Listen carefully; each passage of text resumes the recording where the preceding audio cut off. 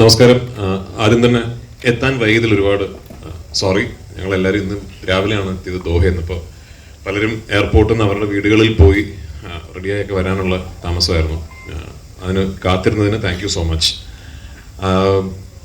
ഗുരുവായൂർ അമ്പലനടയിൽ എന്ന് പറയുന്നത് E4 എന്റർടൈൻമെന്റും ഞാനും അസോസിയേറ്റ് ചെയ്യുന്ന മൂന്നാമത്തെ സിനിമയാണ്. ഞങ്ങൾ ആദ്യം എസ്ര എന്ന സിനിമ ചെയ്തിരുന്നു. അതിനുശേഷം ഒരു ഡയറക്റ്റ് സ്ട്രീമിംഗ് സർവീസ് കൊടുത്ത ഭ്രമം എന്ന സിനിമയും. ഇന്നിപ്പോൾ ആദ്യമായിട്ടാണ് ഞങ്ങൾ കോ പ്രൊഡ്യൂസേഴ്സ് ആയിട്ട് E4 എന്റർടൈൻമെന്റും പൃഥ്വിരാജ് പ്രൊഡക്ഷൻസും ചേർന്ന് ഒരു സിനിമ നിർമ്മിക്കുന്നത്.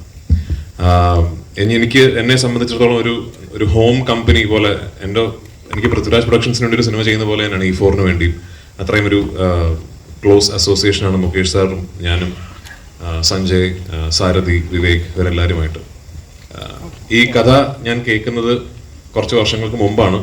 ഞാൻ പല വേദികളിലും പറഞ്ഞിട്ടുപോലെ അന്ന് ബേസിൽ ജോസഫ് എന്ന താരോദയം സംഭവിച്ചിട്ടില്ല. അതുകൊണ്ട് തന്നെ അന്ന് ഈ കാസ്റ്റ് അല്ലായിരുന്നു. ആക്ച്വലി മറ്റൊരു രീതിയിലുള്ളൊരു ഒരു കാസ്റ്റിങ്ങും ഒരു കൺസെപ്ഷനും വെച്ചിട്ടാണ് ദീപു ഈ സ്ക്രിപ്റ്റ് എന്നോട് പറയുന്നത്. പിന്നീട് ഞാനും ആടുജീവിതം അതിന്റെ തിരക്കുകളൊക്കെ ആയിട്ട് പോയി. കുറച്ച് വർഷങ്ങൾക്ക് ശേഷം വിപിൻ ഈ കഥ വിപിന് ചെയ്താൽ കൊള്ളാമെന്ന് പറയുകയും അങ്ങനെയാണ് ഈ പ്രോജക്റ്റ് വീണ്ടും ഓണാവുന്നത്.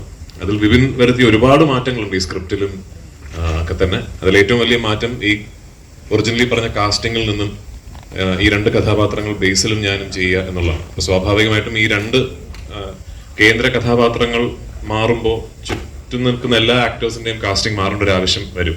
അങ്ങനെയാണ് ഈ സിനിമയിൽ ഇപ്പൊ നിങ്ങൾ ഈ കാണുന്ന ഇത് ഇത്ര മാത്രമല്ല കേട്ടോ, ഒരു 10-40ഓളം ആർട്ടിസ്റ്റുകളുള്ള സിനിമയാണ്. അപ്പൊ ഈ ഒരുപാട് ഒരു ഫ്രഷ് ആയിട്ടുള്ളൊരു പെയറിങ്, നായകൻ നായിക എന്ന് മാത്രമല്ല, ക്യാരക്ടർ ആക്ടേഴ്സ് ആണെങ്കിലും സീനിയർ ആക്ടേഴ്സ് ആണെങ്കിലും എല്ലാം ഒരു ഫ്രഷ്നെസ് ഉണ്ട് ഈ സിനിമയുടെ കാസ്റ്റിംഗിൽ. ഒരുപാട് നാളുകൾക്ക് ശേഷമാണ് ഞാൻ പേഴ്സണലി ഇത്രയും നടന്മാർ ഒരുമിച്ചൊരു സെറ്റിൽ ഉണ്ടാകുന്ന ഒരു സിനിമയിൽ അഭിനയിക്കുന്നതും അത്തരം ഒരു സെറ്റിൽ ഞാൻ ഉണ്ടാകുന്നതും ഒരുപാട് നാളുകൾക്ക് ശേഷമാണ്. ഈ സിനിമയിലെ ഏറ്റവും വലിയ സന്തോഷവും അത് തന്നെയായിരുന്നു. ഒരു വലിയ കാസ്റ്റിന്റെ കൂടെ ഭയങ്കര ഫൺ ആയിട്ടുള്ളൊരു സിനിമ ചെയ്യാൻ സാധിച്ചു എന്നുള്ളത്. ഇനിഷ്യലി ഞങ്ങൾ ഈ സിനിമ പ്ലാൻ ചെയ്തിരുന്നതിനേക്കാൾ ഒരുപാട് വലിയ സിനിമയാണ് ഇപ്പോൾ. അതിന്റെ സ്കെയിൽ എന്ന് പറയുന്നത് ഈ സിനിമയിൽ വിപിൻ പറഞ്ഞതുപോലെ ഈ നടന്മാരുടെ എണ്ണം കൂടുകയും നമ്മൾ ആദ്യം കൺസീവ് ചെയ്തതിനേക്കാൾ കുറെ കൂടെ വലിയ രീതിയിൽ ഈ സിനിമ എടുക്കാൻ സാധിച്ചു എന്നുള്ളതുകൊണ്ടാണ്.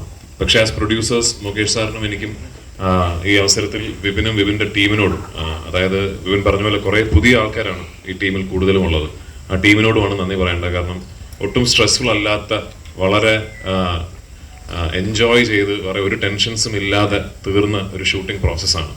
നിർഭാഗ്യവശാൽ ഈ സിനിമയുടെ ചിത്രീകരണത്തിനിടയിൽ എനിക്കൊരു പരുക്ക് സംഭവിക്കുകയും ഒരു നീ സർജറി ചെയ്യേണ്ടി വരികയും അങ്ങനെ ഒരു 4 മാസത്തോളം എനിക്കൊരു ബ്രേക്ക് എടുക്കേണ്ടി വന്നതിന്റെ ഭാഗമായിട്ടാണ് ഈ സിനിമ ഇത്രയും നീണ്ടുപോയത്.